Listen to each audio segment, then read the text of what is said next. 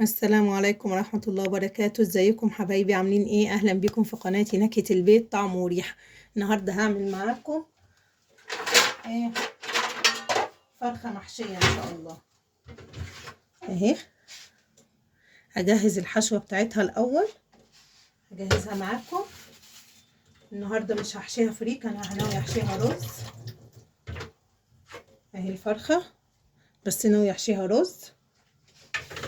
العيال طالبين مني رز النهاردة، بلاش الحشوة فريك، فانا هحشيها رز. فهنشوف بقى هنعمل ايه. حطيت معلقة سمنة كبيرة على النار اهي. هحط شوية الرز. انا بكتر ليه؟ عشان احنا بنحب ناكل الحشوة قوي. حشوة الرز دي بنحبها.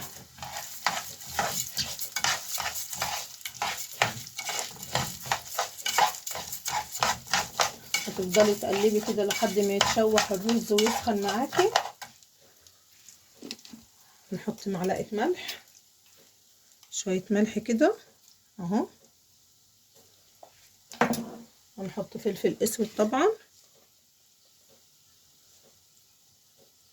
اهو، ونحط كزبرة. كل توابلك اللي انت حابة تنكهي بيها الرز والخلطة اعمليها اهو.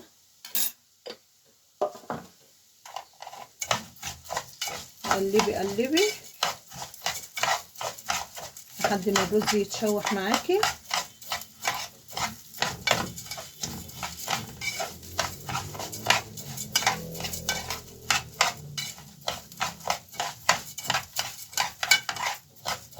نفضل نقلب كده لحد ما الرز ياخد اللون كده ويتحمر كويس.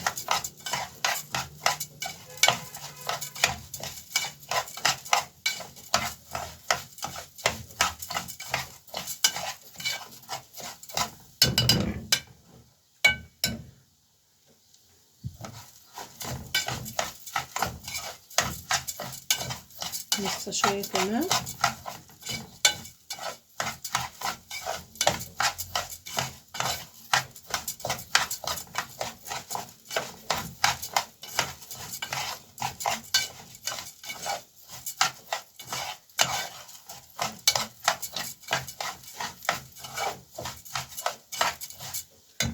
هنزوده ميه دلوقتي عشان يتشرب، وهوريكم اهو.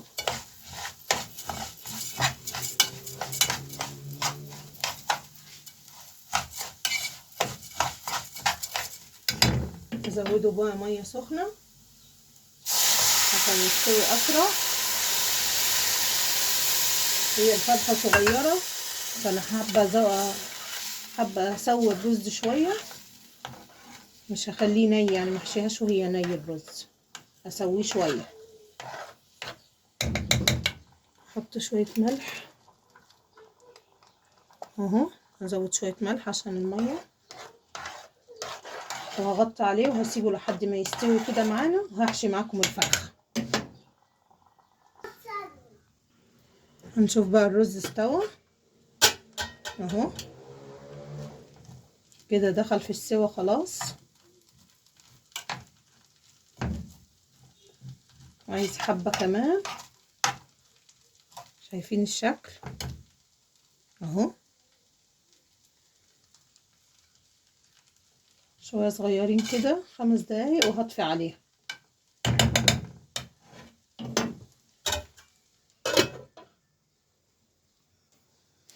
هنشوف الرز كده خلاص، كده استوى معانا، مش عايزة اكتر من كده اهو.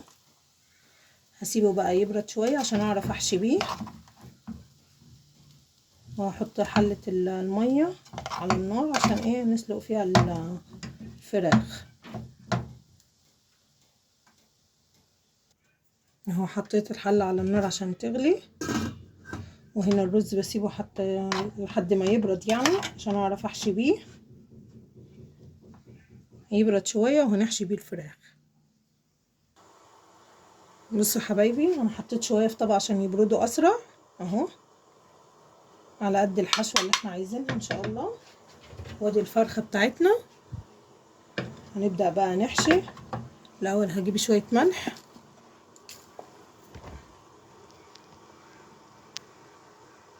هجيب شويه ملح، هدعك بيهم الفرخايه من جوه، انا غسلاها كويس ونقعاها، بس ايه هملحها. هنبدا بقى نحشي.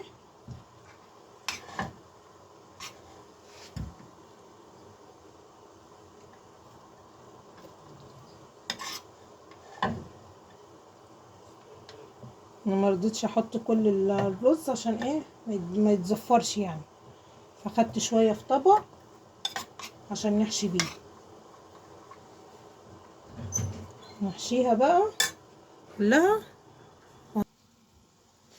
اديني بحشي فيها اهو، شايفين معايا.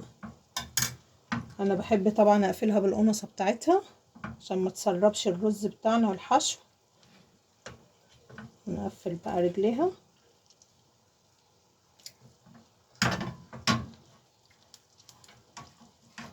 اهو كده اتقفلت.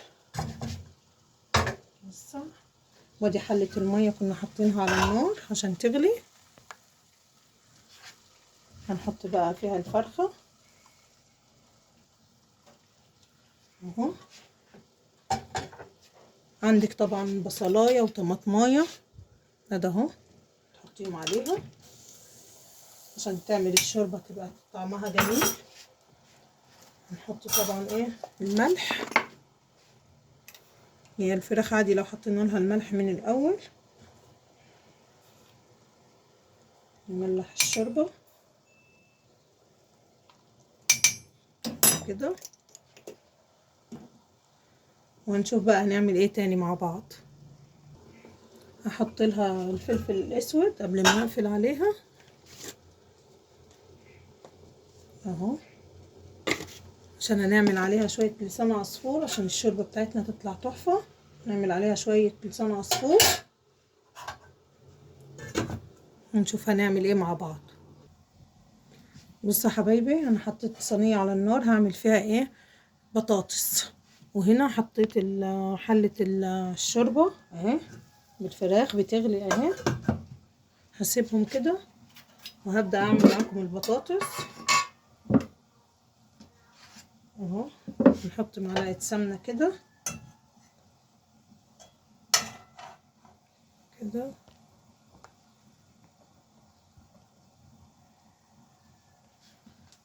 استنى بس السمنه تسيح كده شويه.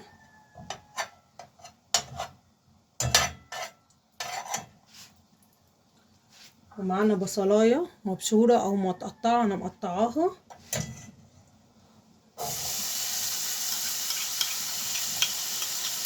اهو.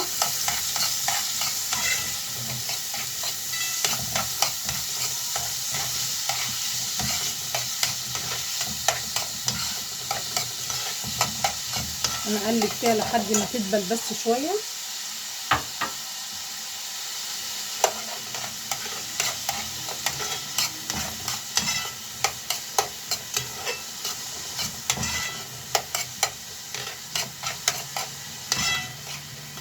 هنفضل نقلب لحد ما تدبل اهي. بدأت كده تدبل معايا. حطيت لها الملح بس، هحط لها فلفل اسود اهو.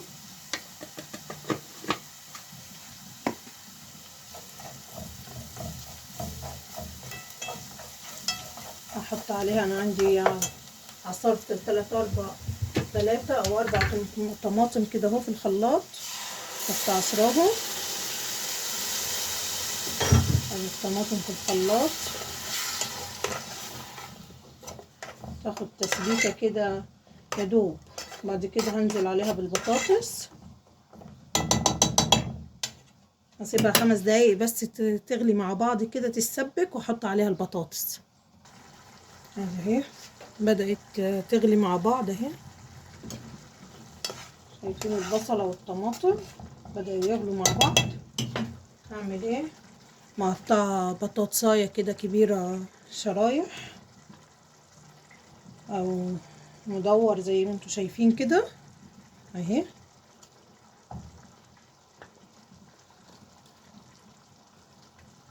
نبدأ بقى نرصها كده في الصينية. انا مش هكتر طبعا عشان انتوا عارفين الحاجة في رمضان بتبات، فانا مش هكتر. فهي كده الصينية دي تمام كده علينا قوي اهو. شايفين؟ وهسيبها بقى ايه تتسبك مع بعض، وهزودها شوربة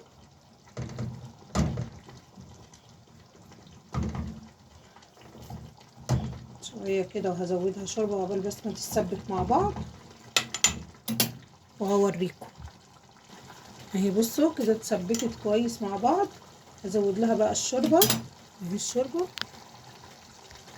هزود لها الشوربة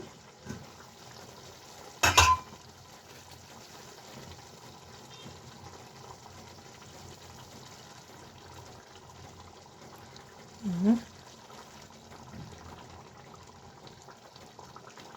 انا مملحاها وحاطه فيها طبعا فلفل اسود زي ما انتوا شفتوا معايا، مش عايزه اكتر من كده اهي.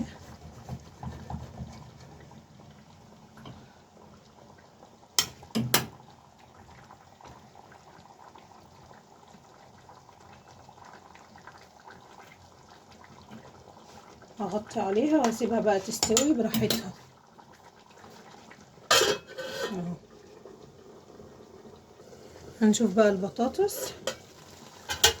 اهي، لسه قاسيه شويه. هزود لها شوربه، ادي الشوربه، هزود شوربه وهوطي عليها عشان تستوي براحتها يعني، كبش وشويه كده عشان ايه ما يبقاش كتير عليها الشوربه اهو. عايزه اعمل معاكم ايه، هوطي عليها. عايزه اعمل معاكم شويه لسان عصفور اهو. حطيت البطاطس هنا اهي، البطاطس حطيتها على النار دي، ودي حله الشوربه جنبيها. وهنا حطيت حله عشان اعمل فيها شويه لسان عصفور. حطيت معلقه سمنه. انا وطيت النار على البطاطس، وديني حطيت الحله عليها معلقه سمنه، وهعمل فيها شويه لسان عصفور مش هكتر بس كده. وهنفضل نقلب لحد ما اللسان عصفور يحمر، وهزوده بالشوربه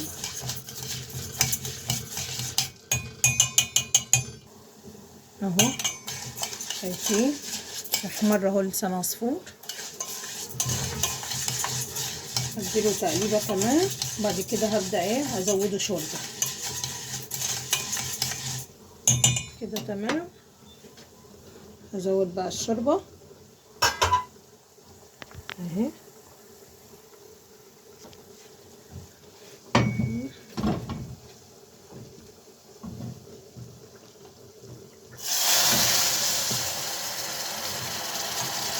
اهو. شايفين انا زودت اللسان عصفور، بس التليفون فصل مني، بس اهو يعني زودت شوربه وهحطه على النار، وهسيبه بقى لحد ما يغلي مع بعض، وهنشوف هنعمل ايه تاني مع بعضينا اهو. انا كده طفيت على اللسان عصفور. هنشوف بقى الفراخ كده اهو، اللسان عصفور. هنشوف بقى الفراخ استوت ولا لا، بس شكلها استوت اهو. هنطفي النار نشوف كده اهي استوت.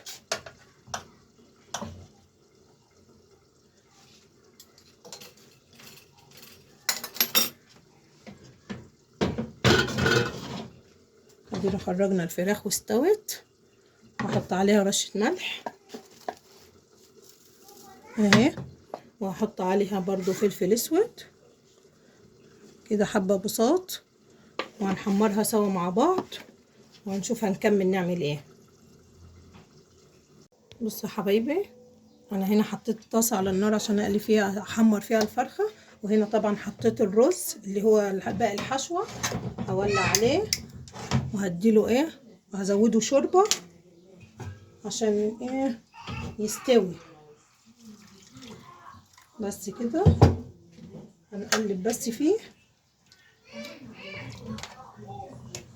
اهو اهو. زودته شوربه وهسيبها بقى على النار كده تستوي، اغطي عليها. وهنا هحمر الفراخ، هعملها ايه، هدهن الفرخه، هدهنها بصلصه اهي. اهي جبت صلصه، معلقه صلصه هدهنها. بصوا الصلصه بتخليها ايه، متحمره احلى ومديها لون تحفه. هدهنها اهو.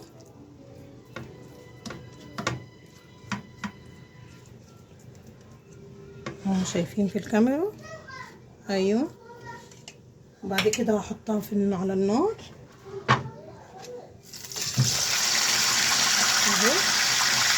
هسيبها بقى لحد ما تتحمر وهوريكم بعد ما نخلص. يا حبايبي دي اكلنا النهارده. عملت شويه فته اهو، بس لسه هزودهم الشوربه.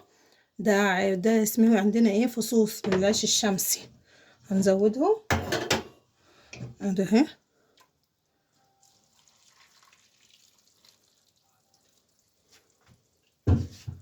بصوا،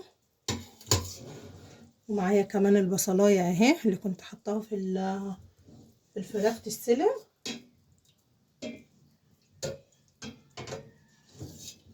نزودها شوربه وليمون طبعا